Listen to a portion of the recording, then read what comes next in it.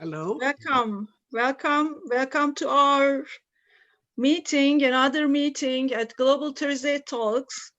How nice to see you here again and again. Thank you for your participation to our events. And I greet all of you from all over the world. You attend this meeting, and today we are having a public intellectual, an educator, and a Paulo Freire expert, and a student of him in a very different experience with him, Ira Shor. Ira Shor is now our guest, and we will have a nice dialogue with him today. Thank you for participation and welcome, Ira. I'm Thank honored to have you here. Thank you so much Yes, for inviting me. Thank you. yes, Eda. Hi everyone, thank you. And today I'm going to talk to you about today's flow. And after that, I'm going to briefly introduce our host and our distinguished speaker. First of all, it's great to see you after some time, and a lot has happened since then globally. And thank you for showing up from different cities and countries. I'm really happy to see some friends from earlier conferences and meetings. Before we start, here are some overall reminders for a better webinar for all of us. Please stay mute and feel free to use the chat box to type your questions and comments. We may not have time to address all of it, but we are always making sure we collect them and send it to our speakers. And actually, there won't be a question and answer part as I told earlier. So please feel free to share your comments, questions, and everything. And today we will have a dialogue with Ira Shor, and it will take around an hour. Now, let me introduce our host, Dr. Fatma Mızıkacı. Dr. Fatma Mızıkacı specialized in curriculum and instruction, and she is currently an associate professor at Ankara University in Turkey. And she has been recently hosting Global Thursday Talks on education. And Dr. Ira Shor is a pioneer in the field of critical education, who for over 20 years has been experimenting with learning methods.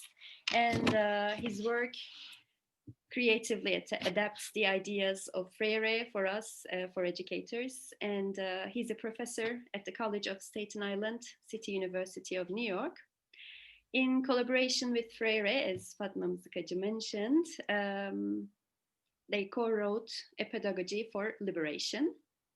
Now, please help me welcoming a leading exponent of critical pedagogy, Dr. Ira Shor. Yes, thank you so much. Hello, everyone. I'm happy to meet you on screen and share some time and thoughts with you. And I did receive some questions. So is there an opening question you would like me to address or talk about that might be of interest to the folks? Yes, can I be the first to ask a question? You know, Ira, I want to start with the very recent U.S. elections. You know, the very recent event in the world. All of us, you know, here and other places are interested in the results, in the process actually, before and after effects. And what's your comment? What's your reflection on the results and on the process and maybe the previous stages of the elections? How do you comment the results? Yes. Well, we are in a constitutional crisis because this president, Mr. Trump, is refusing to follow the rules and procedures and the effects that are obvious to very many people. And so we're not sure at the moment how things will play out because he has 10 weeks yet in office and is maneuvering behind the scenes. He is replacing key government officials with loyalists so he can count on them for what he plans ahead. He's also continuing to pursue legal measures against the election to declare it a fraud and illegal, even though there is no evidence. And so far, all the courts have denied him a judgment. Yeah. So I also want to show you, what is that on the screen? Okay. Can you hear me still? Yes. Yes. Yeah, you can hear me? Okay. I want to show you, this is when finally Mr. Biden won enough electoral votes to win the presidency. This was the front page of the New York Times on that day. And it was quite clear that he had won. And so Mr. Trump is trying to build a consensus among Republicans that his party, that he did not have, that he won. He had all the legal votes he needed. As we stand now in America, the constitutional machinery is complicated. But one strategy for Mr. Trump is to appeal to state governments. 26 out of 50 state governments are controlled by his party. And if he can create enough doubt about the election and call it a fraud, then the Constitution puts the election into state governments, of which we have 50. And a majority are Republican controlled, his party. So if he can do that, he can get the state legislatures to install him as president, even though it's obvious he lost the national campaign. That's one strategy, and he probably has others to challenge various counting mechanisms in the states. The pressure from the news media for him to accept the results is growing, and there's a very large popular movement also to get him out of office. We will see how this plays out. I'm optimistic. I'm slightly optimistic that in the end he will have to accept defeat and make room for a new administration, because this would be a very, very terrible moment for the nation to have to give up its democratic results. So we will all follow carefully. Many of us are vigilant. We also understand that we may need large demonstrations in the streets of thousands of people to support the peaceful transfer of power. So we're paying attention and watching. Mm-hmm. Okay, thank you for your comments. I don't want to go into detail about these elections, but a colleague the other day, Colin Gresne, told me with Guy Sinise together, we talked, and she told that one man, changed or ruined many things, many values, that those things cannot be maybe reversed anymore. And okay, let's be optimistic, and then let's be hopeful, and let's continue with Paulo Freire. You are one of the luckiest persons that you had the opportunity to have with him. He taught you discussed, you went lunch. I don't know, your experience. You have a big experience with him, a lot of time with him, and some 100 hours something like this is your Yes. statement. And I'd like to ask you about this experience of you with Paulo Freire, but Can you start with your feelings? Yes. How was it? And his personality, Yes. we would like to hear about his personality. Yes. Well, Paulo Freire was a very passionate and loving man who embraced people, so that he spoke to you closely, and he always wanted to hear about you, and he did not want to talk about himself. He was very generous.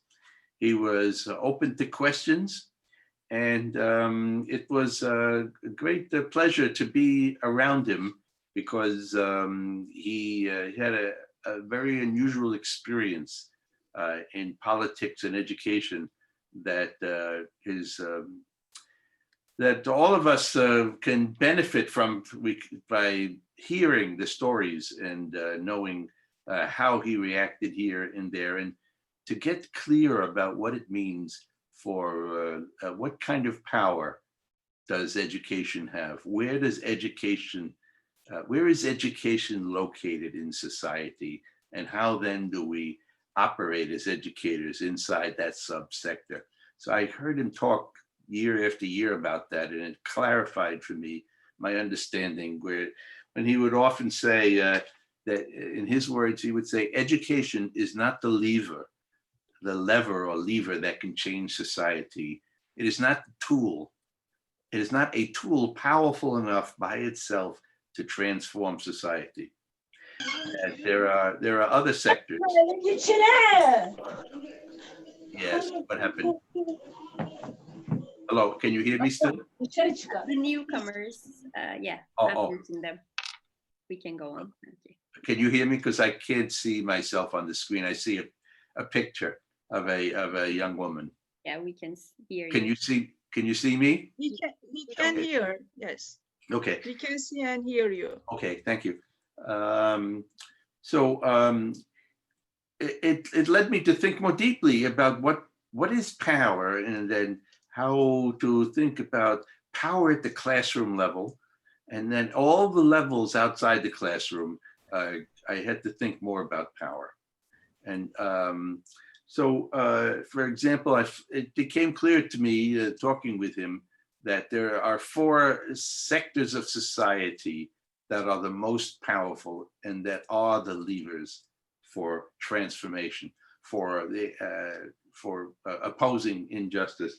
Those sectors are called transportation, communication, production, and finance.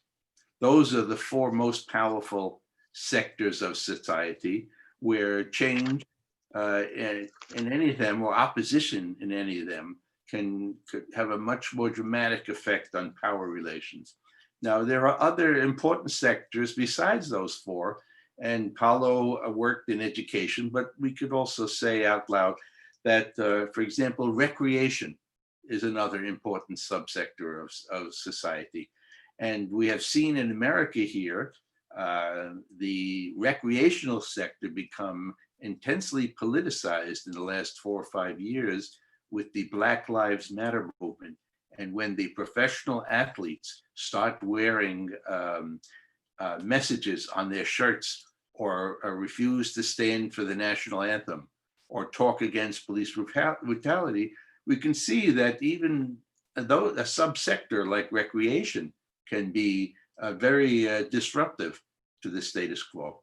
And it's also true about education. So I began to understand how to think about power more about him, about when being with him. But there was something else that made a very strong impression on me. I could read about coups d'états in various countries. And I know that Turkey has also had a great deal of political turmoil in the last 5 or 10 years. I could read about the changes in Nicaragua and in Guatemala and so on. When I spent time with Paulo, I began to see how much pain and damage the Brazilian military coup of 1964 affected him. That he loved Brazil and yearned for Brazil, and he was forced into exile. And when he finally came back 16 years later, he had to relearn how Brazilians speak Portuguese, how they laugh or what they find funny, what the way they cook food and so on. He had to reacquaint himself. And then I began to think of the long-term damage that coup d'états do, that you can witness in their victims. One time I was driving to work with Paulo in Massachusetts, in Boston, and on the radio I heard that General Galtieri of Argentina, who was the leader of the junta there, had been arrested by the government authorities after the failure of the Falklands War, and that he was now in custody and he had been ruling through a junta. So when I reached Paulo, when I met him that night, I arrived in Massachusetts, the state I drove to. We were in a living room, a nice living room of the dean of the college. And I said, Paulo, General Galtieri has been arrested today.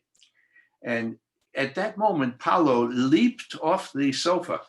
He was then 63 years old, but he jumped off the sofa with such force and exuberance that the rest of us in the room, we also jumped out of our seats to stand. And we all were standing around the coffee table, and Paulo was just celebrating. He was so happy because he said out loud, "It's very important that the military forces that create atrocities and overthrow governments, is very important that they be held accountable, that they be forced to face the damage and repudiated." You see, the Brazilian coup of 1964, no one was ever held accountable. The military overthrew the democratically elected government of Goulart, and then destroyed Paulo's literacy program, burned and trashed all his files and his equipment, and arrested Paulo and arrested thousands of others, and many were beaten and jailed and so on. And then there was 15 years of continued repression until what's called the apertura, or the opening, in 1980. And no one was ever held accountable. And so all these, the entire nation was injured. The political process of Brazil was deranged, was damaged, was thrown off track. That up to the coup, Brazil was in a pre-revolutionary moment where popular forces were gathering from the bottom up and had a non-violent plan to achieve democratic power. And this is what's so special about Paulo's literacy method, that we who work in education often discuss the connection of our literacy work or our education work to democratizing society and empowering individuals, and also confronting criminal activities of the state. So what does that mean in the concrete? In Brazil, because of the Brazilian Constitution of 1932, women were finally allowed to vote in Brazil in 1932, along with men, but all adults had to be able to read and write before they could vote. When Paulo worked in Brazil, there were 70 million adults, 20 million of them were illiterate. This meant that an enormous piece of the electorate was disqualified from voting, and this was the working class and poor segment who were not allowed to make political choices. So when Paulo uses the phrase culture of silence, we know that that silence was historically imposed by the dominant elite on the majority of society. The culture of silence is not shyness or embarrassment. It's actually a way of life where people are denied the right to speak about power in society. So Paulo's method, which he finally perfected by 1961, was inexpensive, effective, and effective, inexpensive, and fast. That in 40 hours of instruction, illiterate adults could gain basic literacy and thus qualify to vote in 40 hours of instruction, using inexpensive machines, not having to set up any special buildings. They used whatever buildings they had. And many of the teachers were high school and college students who volunteered. So it was a very inexpensive method, and it was effective, and it also worked, and so on. So the liberal president Goulart appointed Paulo to set up 20,000 literacy circles, so that by the elections of 1965, 5 million illiterate Brazilians would be qualified to vote for the first time. And of course, they were going to mostly vote for the democratic and left-wing parties that had always fought for their interests. So when the oligarchy and the military saw this, they decided that that this is not acceptable. Now, it's important to remember that this was not a violent revolution. That Paulo Freire's key role was as an educator, offering literacy instruction to tens of millions of illiterates. That alone was so connected to political power because of the Constitution that that education could not be allowed to continue. Paulo Freire was arrested, jailed, interrogated continually, and finally forced to leave the country. And he went to Bolivia. The only country that would accept him was Bolivia. No other Latin American country would take him in. And when he arrived in Bolivia, a few weeks later, there was also a coup in Bolivia. And he was forced then to flee Bolivia and go to Chile, where the Christian Democrats of Eduardo Frei were in power, and Paulo was hired to work there. So many of us do not live in societies where our educational work has this immediate connection to political power. That is, we can work in our classrooms and then send out potential new voters who were then going to change the power in power, as Paulo said, in the next election. And where that closeness to power is what made Paulo Freire and his literacy campaign unacceptable to the oligarchy and so on.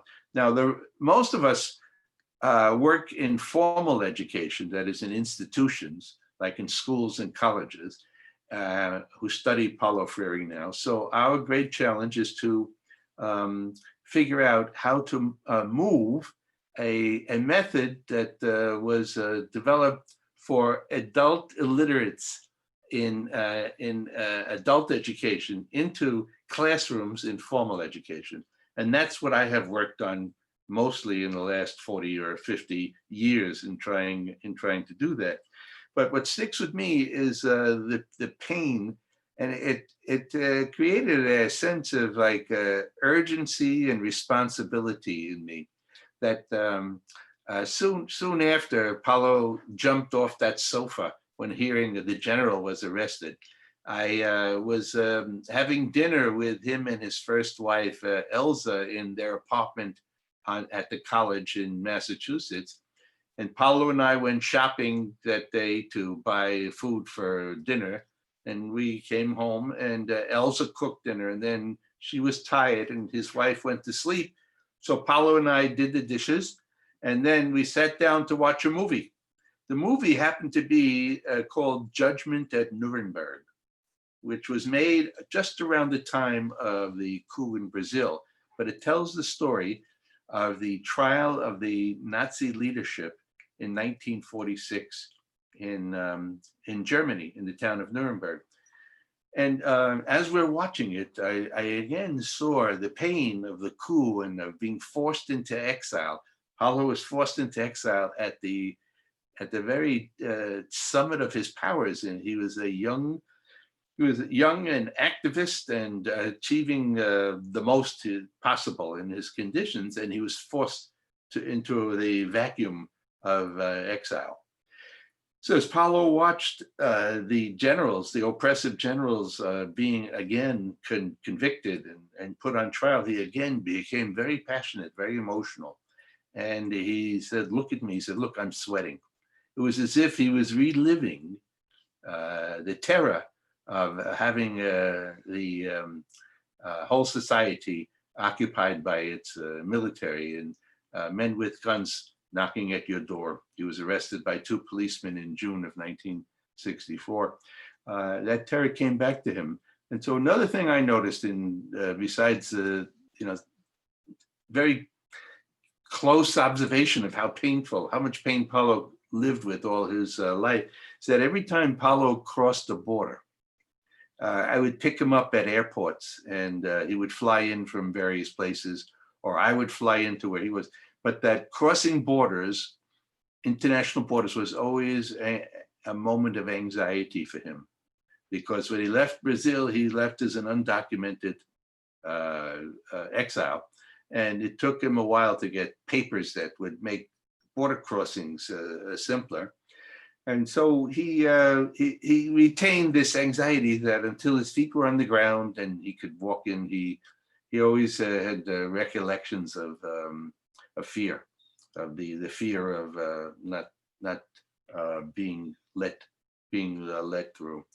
Then also Paulo and I talked about other relations of fear, because many teachers who decide to question the status quo and to teach critically experience fear and anxiety because they're standing up in public against the authorities. Paulo said that transforming society is not a weekend on a tropical beach, that it's a choice we make because of a moral of compelling moral values, that we cannot stand injustice and cruelty, that we're unable to live in a world, in a time, in a place where so much cruelty and injustice and inequality and poverty and hungry children are around us, that it's just unbearable. And when it's unbearable, you make a choice. And the choice is I have to act against it with whatever tools are at my disposal. So making that choice, we have to accept a second condition, that the authorities we oppose are going to punish us, that they don't want to give up power and wealth and privilege and domination, that they cling to it. It's a very good arrangement for them. And that arrangement has dominated human society for about 8,000 years now. The ability of a small elite to dominate the majority of society and organize that majority to labor on behalf of this minority. That elite is the great benefit of all the labors that we do every day. Society is organized like that, and it's very settled and very old. So we have to expect that they will not welcome, that they will resist this. So first he says that first thing about fear is accepting whether you want to make that choice or not. That it's a choice that you feel morally compelled to make because of your values, your ethics. Once you make that choice, some kind of punishment is common. It's very ordinary. And then you have to ask yourself, we had this conversation, it's in the book, we have to ask ourselves, how much fear can you live with? Like what, we're not all equal in our ability to tolerate fear. Some of us can tolerate more fear, some of us less. And so we should be honest about what fear can we live with? How far can we go? And not blame ourselves or be embarrassed about that, but accept that this is our constitution as a human being, the limit of our fear. And then we should live out that limit. And he called those limit acts against limit situations. The limit situation was the domination of society by various elites, and limit acts were opposition against their inequality and injustice and cruelty and so on. And it was very interesting to talk. It really helped me to talk about fear that way, to come to terms with fear. And he discussed it in terms of being arrested and put into solitary confinement in a box. It was a singular box, a wooden box that he was locked in, that had no toilet and no water in it.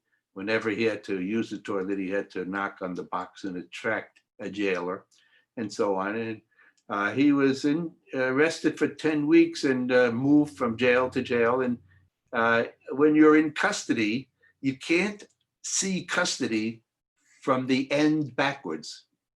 It's like say, oh well, they released him and he got out alive, so it's okay.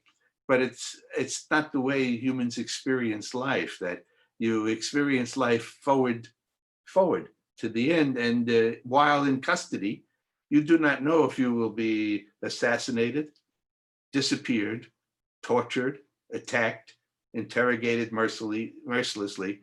So for you, it's total doubt. And in the end, you may be fortunate to escape, but you can't know that when you're in custody.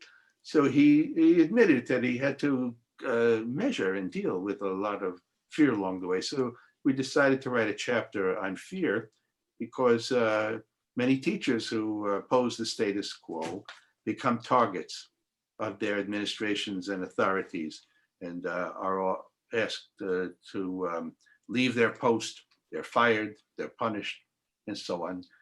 And in the beginning of my career, I was punished one or two ways, and so on, and managed to escape the worst that the authorities could do. And so I kept my job, and which was important because the one thing Paulo said is that when we oppose this, when we teach against the status quo, we should not try to lose our job as soon as possible. That one of the things we have to engineer is to keep at it for as long as possible. So we have to be very, very skilled about what kind of actions we take.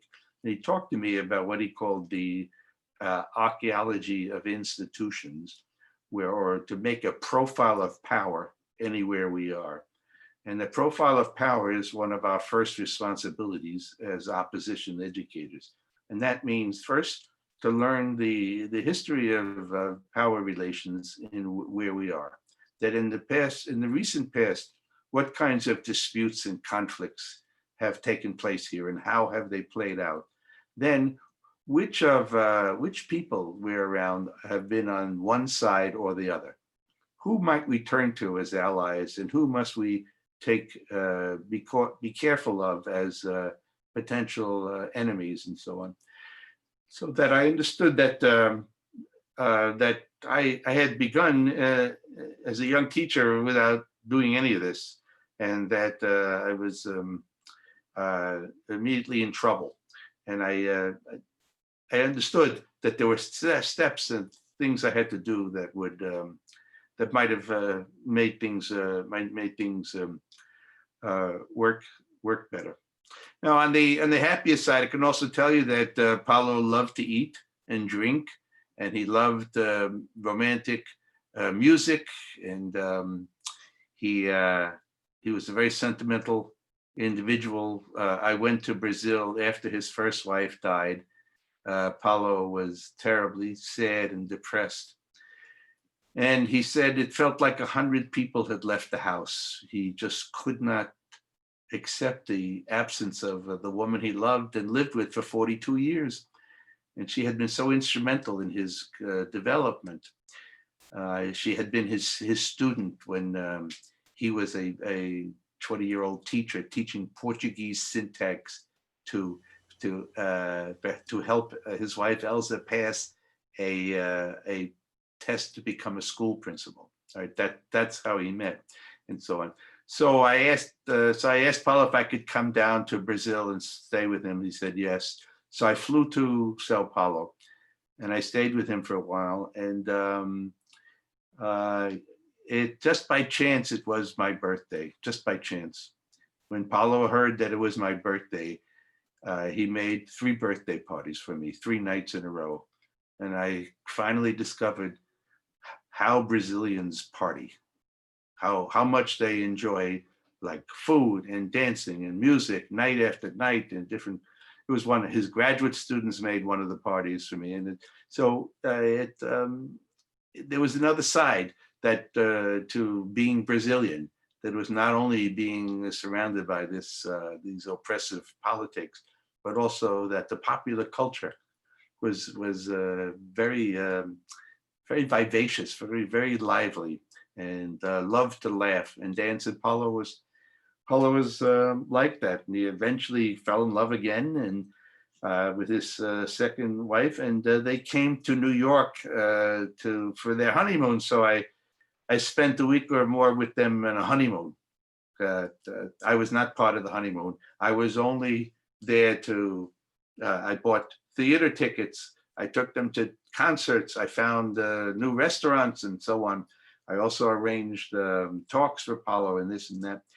And he just was thrilled to once again be in love and to experience the passion of romance. And we went to Brazilian nightclubs, and the sentimental songs made you cry and made you laugh. It was very passionate, and that was more or less half the time with Paulo, was sitting at dinner and eating and drinking and hearing stories and learning how he made sense of what he lived through. So for me, it was a great moment, a great blessing, and I'm trying to do the best I can with it. Thank you very much for these valuable. Thank you. Ira, it seems that all conflicting issues are still here with us, maybe in different forms, in different personalities, and we face almost the same. The core problem is still here, and he has been a perfect model for us, for educators, to establish critical consciousness in our classrooms. And there's always hope for us because of maybe his personality that you mentioned before, because his human side has also been very effective in developing his beliefs in education, his beliefs in human development, and that's the whole thing, I guess. Thank you. This has been a very good explanation, and your experience is really very important. Thank you for sharing this. Okay. So carrying on, I would like to go on with a Freirean approach to education, especially in today's anti-democratic education, like praxis, dialogue, problem-posing education, and critical consciousness. We all study those, and we keep reading and trying to empower ourselves and our students in our classrooms. I would like to ask, how can you reconceptualize these concepts to understand the present day's problems of education? Yes, okay. Let me just move my cat, which my cat cannot live without me. Same here. Okay. That's fine. That's fine. Okay.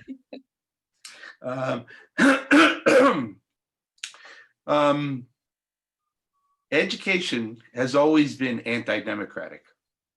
Okay, what we call formal education, which is founded and regulated by the state and financed by the state, is very highly regulated and governed from the top down, from state governors to commissioners of education, to district superintendents, to principals of schools, and so on, to chair people of departments, and so on.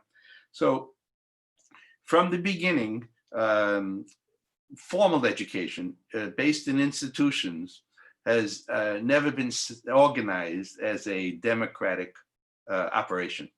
It's an institutional support for an unequal status quo. So teachers in every generation have come to work in an anti-democratic, undemocratic setting. And teacher training programs prepare them to work in those settings. So now, throughout history, there are times when grassroots movements are accelerating, growing, and become more powerful in society, and force democratization, force more democracy on the everyday life and on society. So we had periods like that in the United States in the 1930s and 1940s. There were periods of great labor agitation. And we had another period like that at the turn of the century, from about 1900 to World War I. We had another progressive period of democratic advance. Then we had a third episode like that in America in the 1960s to the 1970s. So in between these democratic uprisings or democratic insurgencies, we have conservative and anti-democratic resurgence. And that happened in between. So that history is not one thing. It's like this. It moves loops. That sometimes democracy is more powerful, sometimes autocracy and authoritarian is more powerful, and so on and so on. We've been for 40 years now in a period of neoliberalism where the power of the state and the power of the elite from the top down has become more and more dominant. So there is a time now when the democratic space in education is less than it was when I began teaching as a young teacher 50 years ago. So that's true. It is more restrictive and controlling and more hostile and than it was before. And so I just retired, but before I retired, as the political climate in school and society became more based in austerity and authoritarian rule and neoliberal policies across society, my conditions for teaching changed, and the conditions for learning of the students changed, just as the conditions for working and living in society changed.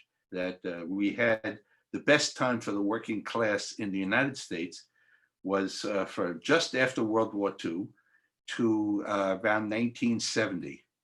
We were in a social democratic period, and every year working families were doing a little better economically.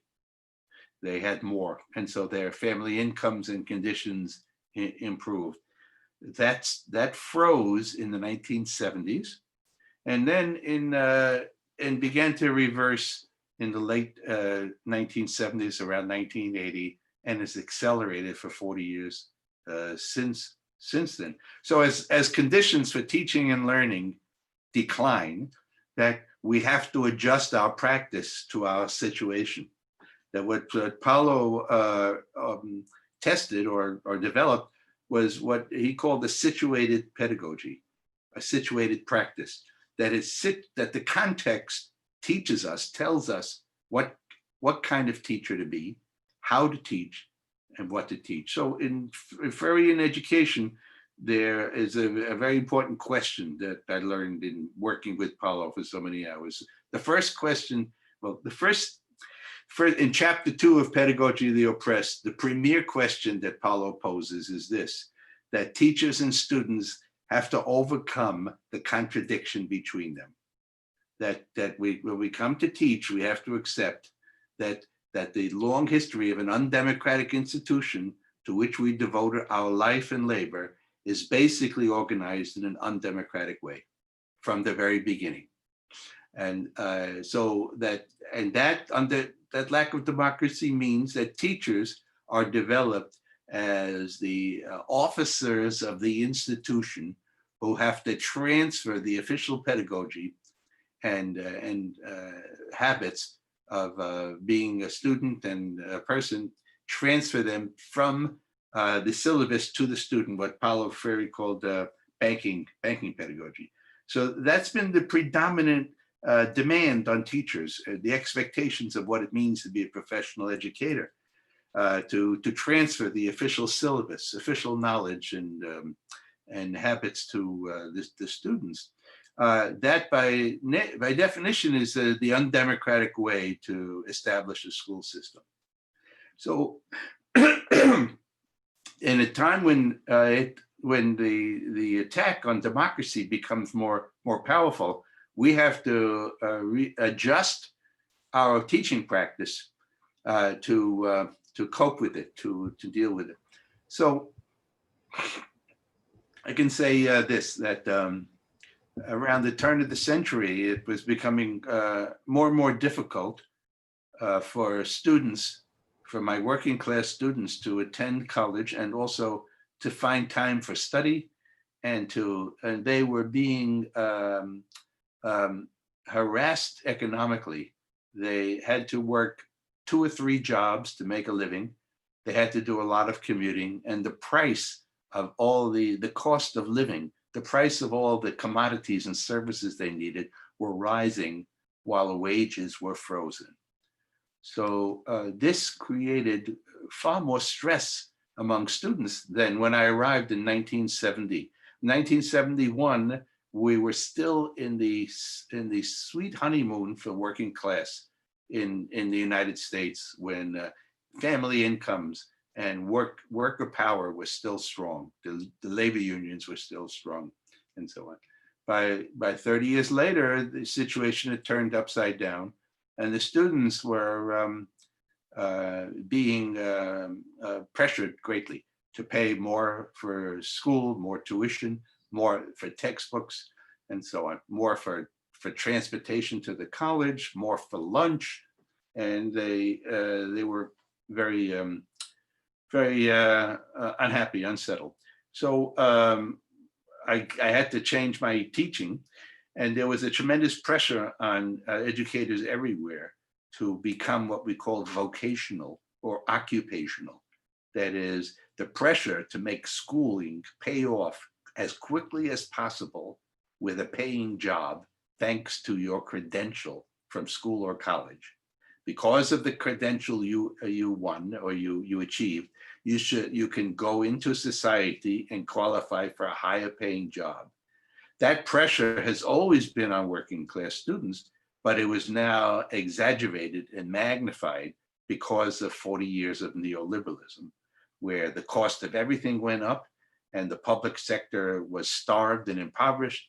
Public housing, public transit, public parks, public education, public hospitals, everything cost more, and the services were less. So I had to adjust the syllabus to take account for their anxieties, and also to move it cognitively closer to their sense of occupational responsibility or occupational needs. So in the last 15 years that I was teaching, I began experimenting with what I call quantitative general themes, that the generative themes were taken from student life. And then I proposed 2 other kinds of themes in my books, one called an academic theme, which is based in a body of academic knowledge that we have to teach. And the other is a social theme that's a controversy in society, which is very prominent, but not yet in the attention or the everyday conversation of the students. So in my practice, I was trying to develop a syllabus from these three kinds of themes. The generative theme that Paulo identified early in his career, based in the everyday life of the students as the most important issues. And but then the social theme in issues that were important in affecting students, but which they did not yet discuss. And then the academic theme, which were bodies of knowledge they were forced to encounter to get their degree. So what I did was I started bringing in databases and statistics, and to introduce these themes, not pictorially like Paulo did with a picture like this. Can you see this picture? This is taken from the first book that was published in, he published Education as Critical Consciousness, where he included 10 slides that were the opening pictures for the literacy groups that he led. And these slides were drawn by an artist from pictures from everyday life, because the students were illiterate and could not read texts. So they could read the world, they could read pictures. And these pictures reflected back to them episodes or events that they recognized. And so the textuality was legible to students. And the teacher put these slides on the wall for students to comment on. And they discovered that they could reflect and comment on situations, even though they could not read or write. And that the role of the teacher was to restrict or contain or discipline her or his academic voice as much as possible. I need to say this again. I learned this also in my years close with Paulo, that the experience of the classroom must be as legible and concrete as possible. Legible, it comes from the Latin to read. So the students must be able to read the context around them as understandable, meaningful, and in their favor, designed for them, and inviting them to participate. That means that it must be legible and concrete and familiar. Then in comes the teacher with my graduate degrees and my doctorate, and I start speaking in a discourse that's completely foreign and alien to the students, and makes them feel like they will be condemned as stupid as soon as they say anything, because they speak the least favorite discourse in society, the working class everyday discourse. So the more I say, the more trouble I will be in as a critical teacher in trying to inaugurate a classroom with non-elite students. So on the one hand, whatever textuality I bring in must be legible, readable, meaningful. Secondly, whatever spoken discourse, verbal discourse we are exchanging, that too has to be legible and meaningful and open to the students. So I have to begin my teaching in what I call the interrogative mode. It's a word from grammar, from grammar and rhetoric, interrogative, that I am a problem poser and a question asker. And I have to restrain the declarative mode of my speaking voice. The declarative mode speaks in sentences and paragraphs and makes comments, statements, and explanations and conclusions about various materials. So I restrain the voice that explains, and the declarative voice, and I emphasize the interrogative voice.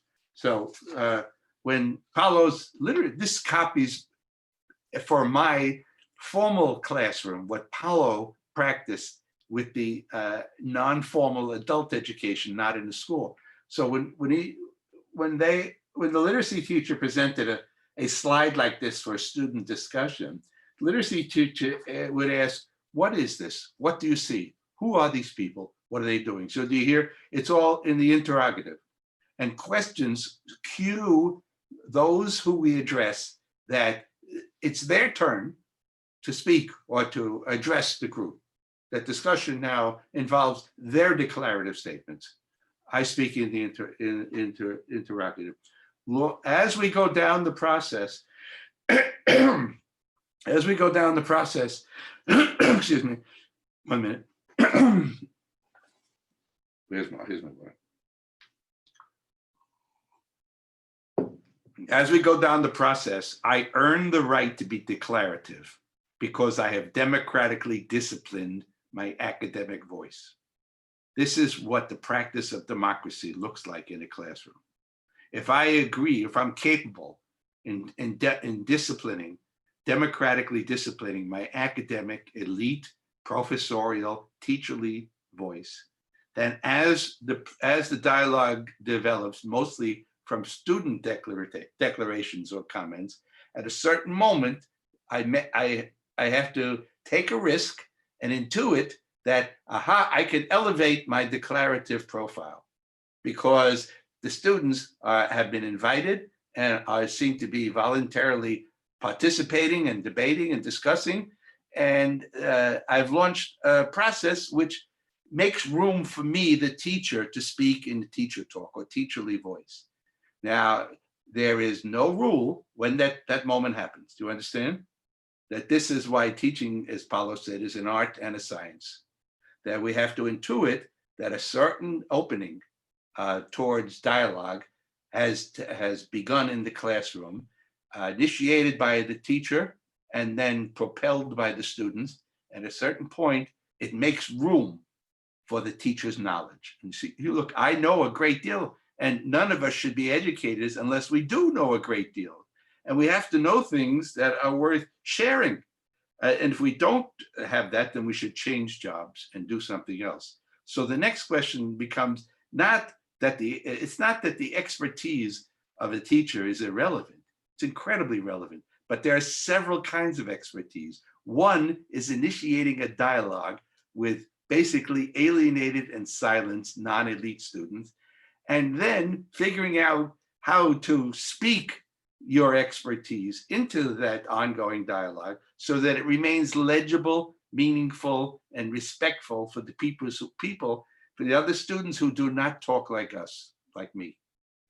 This is a very difficult competence, educator's competence to figure out, and one that I always urge teacher training units to explicitly name and practice, because it basically, the training of teachers is that, okay, we all speak academic discourse. You come here and you speak like us because we're setting the example of how teachers talk.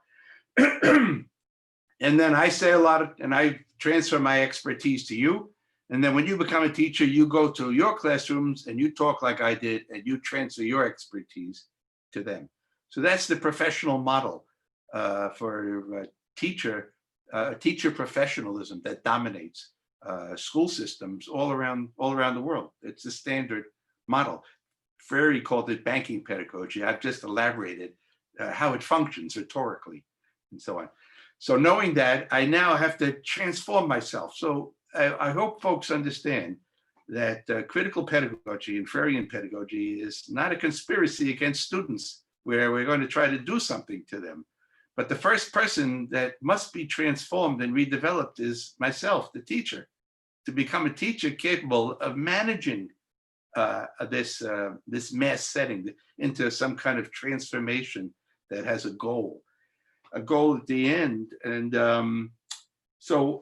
that's so to connect it to the current moment.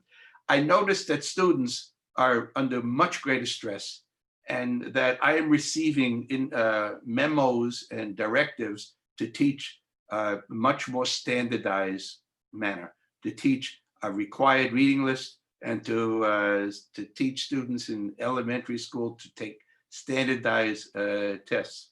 So these are restrictive conditions that exacerbate, that magnify the anti-democratic foundations of schooling, of mass education. that I have to try to figure out, to keep the students at the center of the discourse. So I mentioned before, I experimented with themes being represented by data charts, what I call quantitative themes. So, for example, racism and the suppression and subordination of Black folks in America. I bring in various databases that display it, or how women are paid so much less and appear in mostly in the lowest paid professions in any society are dominated by women. The highest paid jobs in any society are dominated by men. So I bring in charts. Now, I don't stand up in front of the class and say, well, women are paid less than men, that Black people in America have always had twice the unemployment rate of white people and half the family income of white families forever. No matter whether we're in good times or bad times, Black people do not catch up to white people. Now, if I said that, that's declarative. And I know it. I've studied this, and it's true. This facts prove this. What does that mean pedagogically? It may mean something, it may mean nothing. It may be constructive or destructive. So the fact that we're knowledgeable doesn't mean that that knowledge is pedagogically effective. What's effective is a learning process situated in the student's cognitive starting point and in the language they bring to class and in the social context which has brought them to the class. All pedagogy can use knowledge which adapts to those conditions. So I bring in charts and I let the charts tell the same story that I just spoke out loud in sentences about Black folks having the lowest income and the highest unemployment, about women being trapped in the lowest paying jobs, and in college and school they graduate mostly in the lowest paying majors, which then funnel them into the lowest paying. So I don't say any of this out loud, but I bring in databases that quantitatively display it. So now the task here is, this is quantitative storytelling, that my job that I've set for myself is to convert it into qualitative textuality. So this means that the story is in front of your face in a single, let's see if I could bring out, hang on one second, yeah, here. So this is what quantitative storytelling looks like. That's how I understand statistics and data. That it's not so much that it's mathematical, although students get anxious about math, but it's quantitative. It's a quantitative representation of reality. And it's so efficient and effective that an enormous story is being told on this one page. This one page is change in families' incomes, 1947 to 1998, a 50-year period where family incomes in the United States changed, and it pictorially represents a tremendous alternative, or a tremendous breakdown in the situation. That is, when I was growing up and a young man, when I say it was the best time to be working class, that's shown by these bars, which show that every quintile of families advanced spectacularly during that 20 or 30 year period, and that the family group that increased its income the most in that 30-year post-war period were the bottom 20%. That is, the poorest families in America, the United States, made the greatest gains in family income during this 30-year period. Now, listen, I do not start by interpreting the page for the students, but I pose questions and problems which set the task for them to interpret. But I'm skipping ahead because time is short here, and I want you to understand how I choose a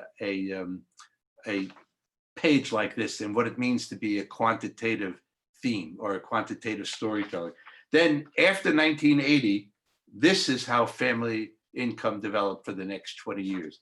That is, that the top 20% gained the most, the top 5% gained far more than anybody, and the poorest 20% of the families which did the best in the earlier period now lost 5% of their income. And in fact, we're at the end of the period more impoverished than they were at the beginning. Okay, so first thing I pose this and ask students, what do you see and what is being told? And I asked them to look at each chart and to write down what they think is being told to. Now, because the students are post-literate but pre-critical, I can ask them to compose texts about anything I show them.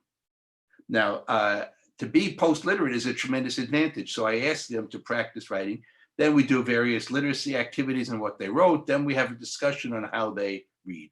As I listen to how they have initially interpreted their declarative statements about the quantitative storytelling, they are turning the quantitative representation into a qualitative text, that is a written text. Now, there will be many different comments and explanations of what we're seeing here. And so my job next is to invite as many students as possible to read out loud, and then to ask questions for students who offer different interpretations. So first the students interpret, then they write their interpretations, then they read it out loud to class, and then we have a debate in class about the students' interpretations. You understand? So far, I am not offering any interpretation. So this is what the democratic discipline of the teacher's voice means, that I have to practice and develop a pedagogy where I earn the right to elevate my declarative voice, the profile of my commentary into it. So my first job is to get students in a debate with each other about varying interpretations. And as that evolves, I begin to say more along the way. Now, what I want to say is this, that I'm developing this approach for this autocratic and neoliberal repressive period, where education, like all sectors of society, is asked to do more with less, to settle for less, to work harder and earn less, and so on. And so now I'm trying a different way, which, centers the syllabus on the everyday conditions, the everyday economic decline of student families, which puts them at the center of the representation. And so I'm moving this in while at the same time I'm not lecturing, but I am dealing with a very highly regarded content called data, a highly regarded statistics, a highly regarded content or method called statistics. These are academic contents that have a very strong reputation. So because I deal in this, I strengthen my position, my credibility, my legitimacy, because I'm starting with a very demanding but academically rigorous method to get started. So this is one way I've tried to navigate a change in pedagogy during an anti-democratic neoliberal period that is sweeping all around the world to all of us. I think I'll stop right here and see if we should we go on to the next question? Does that make sense so far? Yes, very relevant, Ira. Thank you so much. It's really very stimulating. Your talk is very stimulating, and Eda and me want to leave our questions, prepared questions, aside, and we want to pose you the questions from our participants here, because there are really very relevant and interesting questions that maybe the discussion can go beyond our aims, which is what we want actually. If you don't mind, we want to start the first question from our participant. Is coming from Norway, and Okay. Eda, please, can you read it? Sure, it is from Mr. Ali. And the question actually is really related to what you have offered so far. So how to work with critical theory when fake news is becoming so powerful that it is difficult to distinguish between fact and fiction. Mm-hmm. Right. Yes. Right. I teach in a very conservative area, which is very popular. It's votes for Mr. Trump all the time. So he won both times, and it's a very right-wing area, very racist, and so on. So I'm under a lot of discipline there, because I know that the students arrive from very reactionary families and neighborhoods. So of course they're going to be affected by these claims of fake news. They believe it, and they distrust media and so on. And it's very interesting how often the media are targeted for blame. Like, for example, one of my habits is to ask the students to suggest the generative theme that they want us to investigate this semester. So one class chose the generative theme of kids cursing. And the class liked that because they think young people are too vulgar and speak too many curses. So this was a surprise to me, but I said, okay. And I asked them to write an initial commentary on kids cursing. And what came out very interesting was that many of them blamed the mass media right away, that the mass media encouraged children to curse. So I asked around, the students agreed, and we debated it for a while. So I sent the students home with an exercise. I said, okay, go home and watch television tonight, and I want you to record every curse word you hear on television, and which show and who said it and what was said.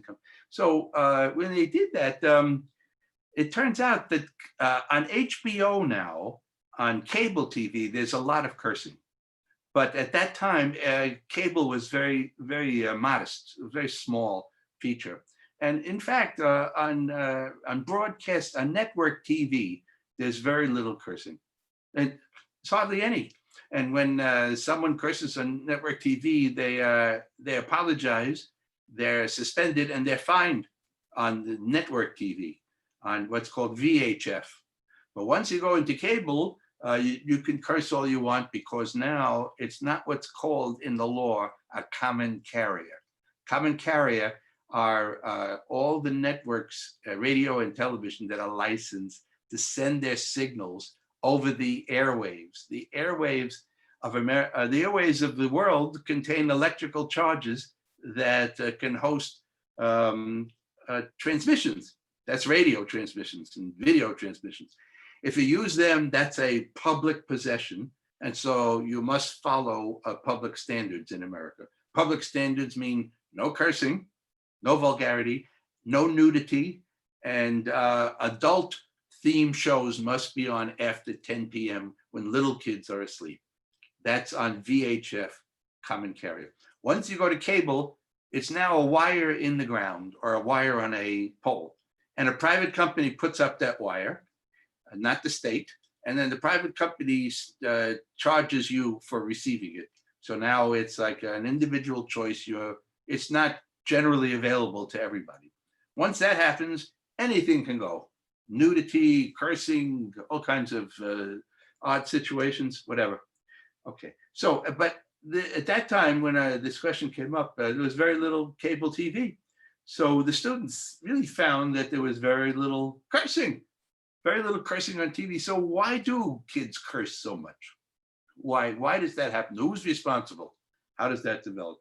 Anyhow, there's not enough time to explain how things evolve, but we eventually wrote a little booklet in that class called Kids Cursing on what I brought in reading material. Now, this is my other job. In addition to becoming more declarative as the dialogic process proceeds, I also gain the right, I'm responsible for bringing in background reading material, research material, so that it's not just based in personal experience, but now we have to look at the scholarly studies. So it starts out, there's a lot of suspicion of media, of the media here. So what do I do about fake news? I take what's called a teaching the conflicts approach. There's a very smart professor named Gerald Graff, who wrote a book called Teach the Conflicts, I believe in 1992. It was a very popular book, and he and I in the 1990s debated at different colleges for a few times, because he disliked pedagogy of the oppressed and thought very badly of critical pedagogy. So they would invite me, and then they would invite him because we were on different sides. Anyhow, I read his book and read his material, and I think it's a critical pedagogy, just a different kind of critical pedagogy. And I argued this, and he became very disturbed to hear that he was practicing critical pedagogy. And so after that, he stopped criticizing me, and we became, colleagues more or less.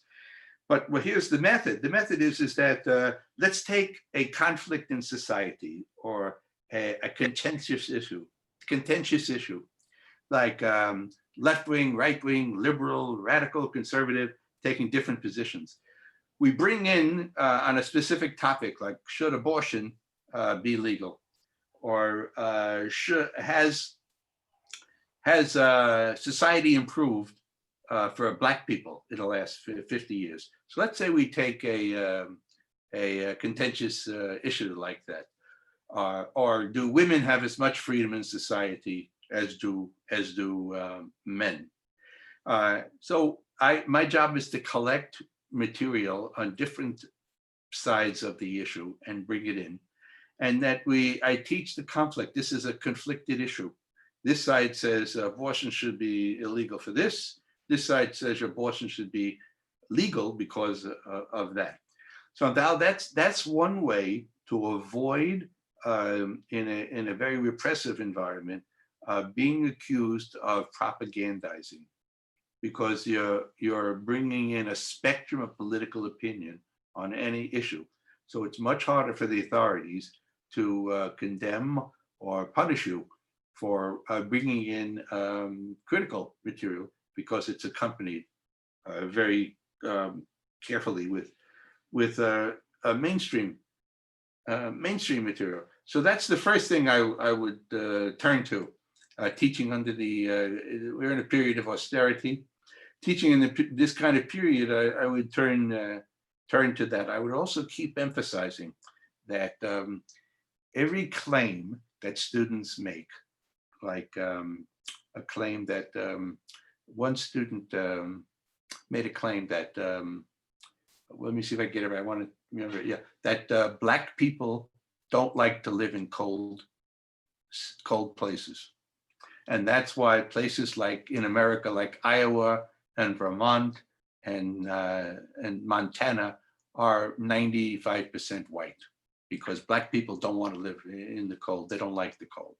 So if I hear any claims, or when the police murder a young Black boy or a young Black man, and there's a tremendous conflict over that, and the claim by the police is that he had a gun, or he was running away, or he was threatening the life of this, and so on and so on. So whenever a student makes a claim, then I ask them to bring in the evidence. That I say, that's very important. I maintain a straight face. I do not scowl or frown. or send them any kind of facial signal like this is ridiculous. As soon as I look like that, that's another form of like teacher disapproval. It's disapproval that says like, you're stupid and I'm smart. So it takes tremendous discipline when I hear some of the statements of my most conservative students. It takes tremendous discipline to maintain a neutral demeanor, a face without affectation, and to keep my voice level, and yet encourage them to do the research and bring back evidence that convinces all of us that you're right. You could be right. It could be right. Now, go. I want you to bring back, and so this is their assignment. So I might have to give out homework or individual assignments that are based in progress upon what I hear. Now, this is why Paulo Freire said, and John Dewey agreed earlier with him, that any syllabus that is standardized or completely set out or designed in advance before a class meets is by nature bureaucratic and stifling, because it does not allow for student intervention, for the way student cognition interacts with the material to raise questions or move the study in a direction that's taking the road of student understanding.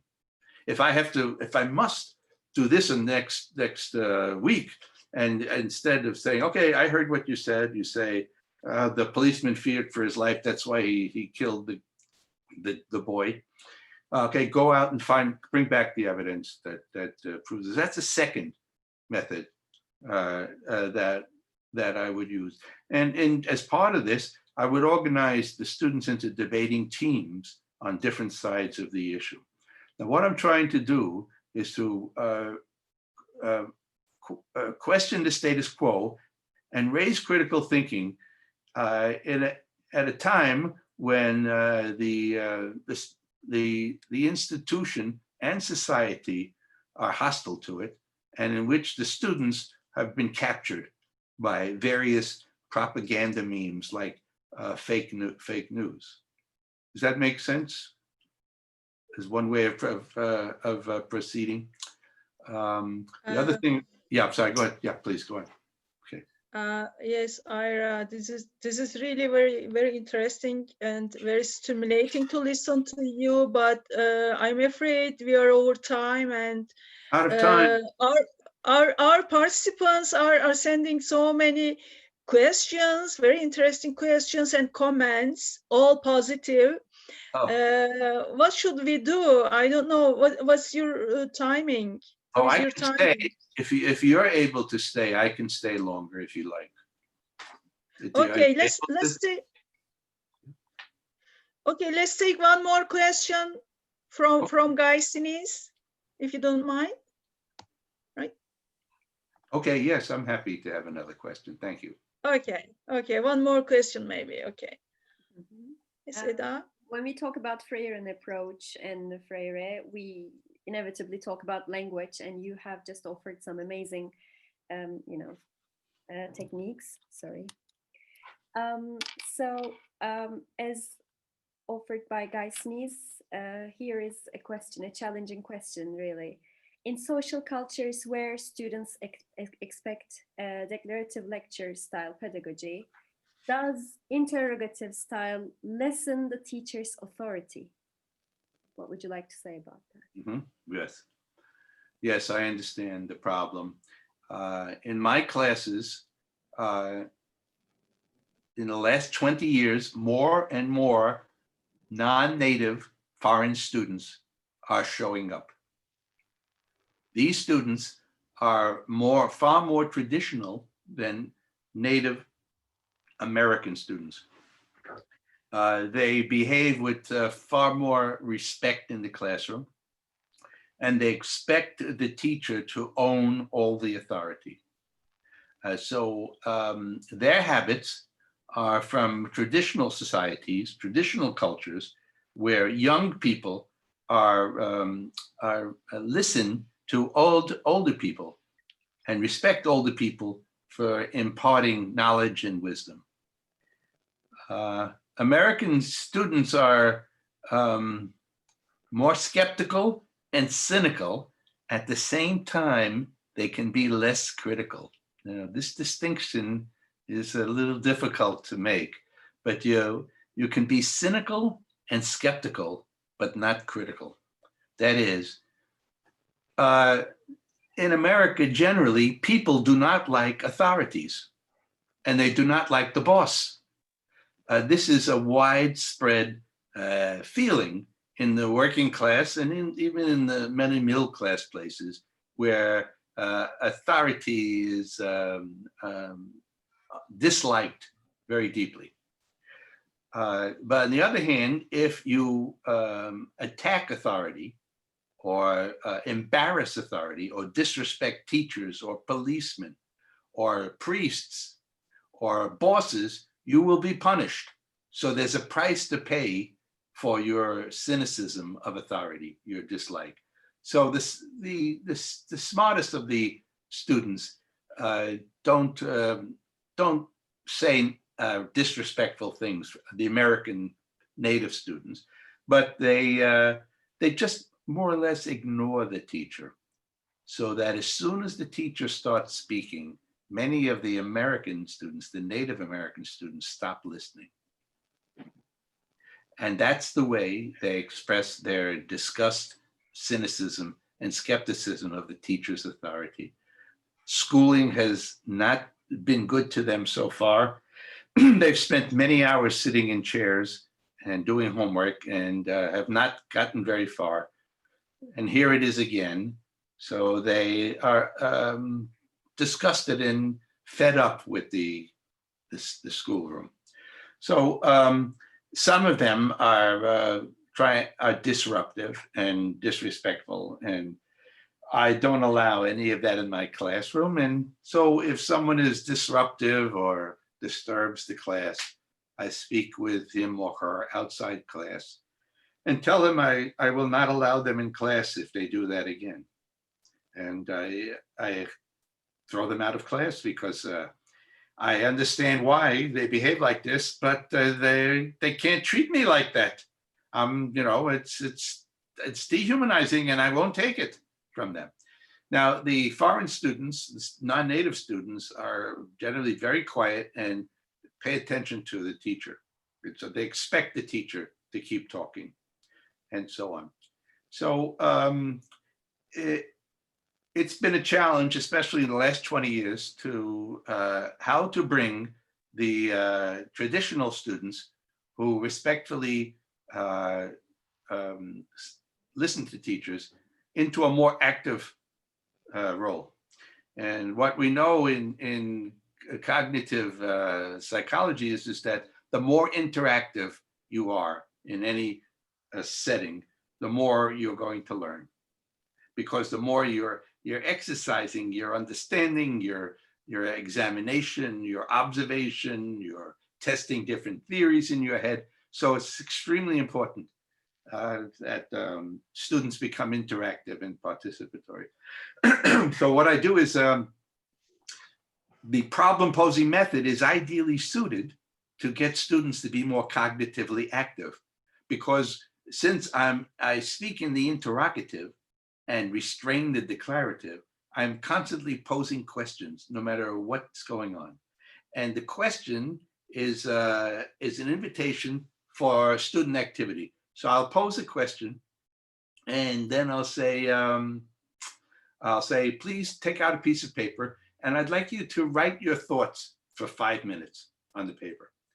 So if I ask students to write their commentary for 5 minutes on a question or a conflict for 5 minutes, all of them are cognitively active. So I walk around and I make sure all of them are writing. And sometimes I'll stop and read what a student wrote for 3 sentences. I'll say, that's very interesting. Can you please write 3 more sentences?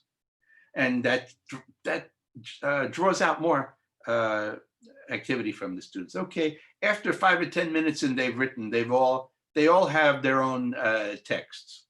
Now, the most traditional students will still be reluctant to read out loud in public in front of native students because their voices have accents, they don't know how to pronounce correctly all the words. They betray that they weren't born in America or grew up in an American neighborhood, and they prefer to keep a lower profile, especially in a reactionary place that is not friendly to immigrants. So I try a second thing. I ask them to read in groups of 3 to each other. So they do not have to read in front of the whole class. So it's less awkward, less frightening. And also sometimes in their group of 3, there will be another foreign student like them. And so they'll have somebody else, similar to them. And also when you read in small groups, students listen to each other. And it's harder to be impolite or disrespectful to a peer student when that student is sitting right next to you in a work group. So the work setting, the task setting sort of disciplines the most disrespectful students. So they read, then I say, okay, decide which one should be read to the whole class, and so on. And I go through a whole series of things. What I'm trying to point out is that I recognize the reluctance of some traditional students, foreign students mostly, but not only, to read out loud. So I go through a series of interim steps that get them writing, then get them speaking to each other, then get them discussing which of the texts they want everyone to hear. And then the student in the group of 3 is encouraged by his or her other 2 partners that they like what you wrote and they think other people should hear it. So this is good news. This is nice to hear. They're encouraged before they have to read that what they wrote and have to say matters and it's good. So that's typically how I would try to expand the participation. Is there a next question, or did I miss something on this that should? Ira, your answer is very relevant to teacher education classes too. Some scholars here, some colleagues here in this meeting, are teaching in teacher education, and I myself should say that I learned a practical technique, actually, a practical technique for consciousness, maybe activities, not necessarily learning activities, but consciousness activities. Okay, as for the questions, we are having so many again, and we want to say our participants that we will be sending your questions and your comments, all questions and comments, to Ira Shor, and then we will keep dialogue. Actually, I want to say this is a start. Ira, what do you think? Yes. Mm-hmm. Sure. I'm happy to meet with you again when you think it's the right time, and continue. And so collect your questions and thoughts and situations. I'm very happy. I will be speaking. I just spoke with a group from a class from Brazil Monday night, and I'll be speaking with another group from Mexico next month. I heard from another group in the Czech Republic who want to do a webinar. So many people really want to have these discussions. So I'm happy to do more if you want. Yes, very important for us, to keep communication, to keep solidarity, and thank you so much. I'm really very grateful, and I'm honored to have you here. And as I said before, this is a start. We will continue in maybe different forms, different platforms. Yes. Maybe in a book, right? In publishing a book, articles, and we will be reading you. Good. Thank you. Very good. Just let me know how I can be of help. Thank you so much. Take care. Bye-bye, everybody. Bye-bye. Bye. Thank you. Bye-bye. Thank you. Thank you, Eda. I appreciate it. Thank you so much. Fatma, thank you. Dr. Shor. You're welcome. Thank you, everyone. Okay. Dear participants, thank you. Thank you. How do I get this press leave? Okay, just 1 minute. have to hit leave. Okay, I'm leaving now. Bye-bye. Okay. Bye. Bye. Thanks. Thank you for your participation. Take care.